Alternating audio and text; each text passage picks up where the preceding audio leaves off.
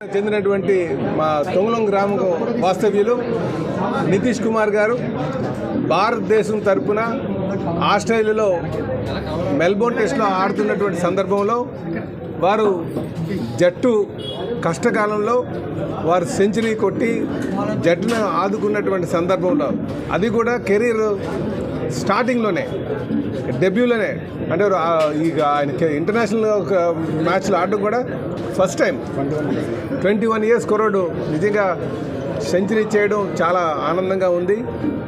మా గతంలో కూడా వేణుగోపాల్ గారు కూడా ఇక్కడ ఈ ప్రాంతం నుంచే ముఖ్యంగా గాజువాక క్రికెట్ క్లబ్ నుంచి, అలాగే గాజువాక గ్రీన్స్ అంటాం, అలాగే మా జిగ్ గ్రౌండ్ ఉంది ఇక్కడ. జిగ్ గ్రౌండ్లో వీళ్ళందరూ కూడా ప్రాక్టీస్ చేసి తర్వాత మధురవాడ వెళ్ళడం జరిగింది. నిజంగా ఈ సందర్భంగా వాళ్ళ తల్లిదండ్రులకి, ముఖ్యంగా వాళ్ళ తండ్రి చాలా పిల్లల్ని ఎప్పుడు కూడా తనతోనే తీసుకుని వెళ్ళి కోచింగ్ ఇప్పించి దగ్గరుండి తీర్చిదిద్దడంలో వాళ్ళ తండ్రి ముత్యాలరెడ్డి గారు, కాకి ముత్యాలరెడ్డి గారి పాత్ర చాలా కీలకమండి. వాళ్ళ తల్లిదండ్రులు ఇద్దరు కూడా ఈ సందర్భంగా మా గాజువాక ప్రజల తరఫున, యావత్ తెలుగుదేశం పార్టీ కుటుంబం తరఫున వారికి మేము మనస్ఫూర్తిగా అభినందనలు తెలియజేస్తున్నాం. నిజంగా ఈ ప్రాంతం గాజువాక నుంచి అనేక మంది క్రీడాకారులు వచ్చారు, కానీ స్పెషల్ ఈరోజు నితీష్ రెడ్డి అంటేనే చాలా, ఎందుకంటే ఆస్ట్రేలియన్ పిచ్చెస్ అంటేనే చాలా కష్టతరం. అక్కడ ఆ పిచ్చులు చాలా ఫాస్ట్ బౌలింగ్ పిచ్చెస్ అవి. ఆ పిచ్చుల మీద ఆడడం అంటే అంత సులువైన పని కాదు.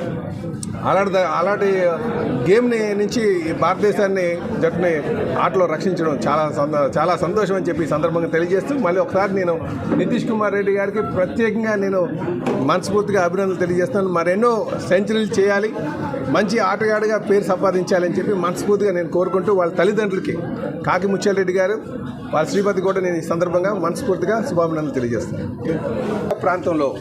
గాజువాక ప్రాంతంలో మంచి క్రీడాకారులు ఉన్నారు. వాళ్ళందరినీ దృష్టిలో పెట్టుకొని, అంటే ఇంతవరకు కూడా జింక్ గ్రౌండ్లో ప్రాక్టీస్ చేస్తుండేవారు. జింక్ గ్రౌండ్ ఇప్పుడు అది మూసేసే స్టేజ్లోకి వచ్చింది. ఆట ఆడడానికి ఇబ్బంది పడుతున్న సందర్భంలో మేము అందుకే ఇక్కడ ఆదర్శ గ్రౌండ్, ఏదైతే గొంతిన వనపాలెం పాత గ్రామం దగ్గర ఉన్నటువంటి ఆదర్శ క్రికెట్ గ్రౌండ్ అంటున్నాం, దాన్ని సుమారు 20 కోట్లతో అభివృద్ధి చేసి క్రీడాకారులకు అందుబాటులోకి వచ్చేటట్టుగా చేస్తాం.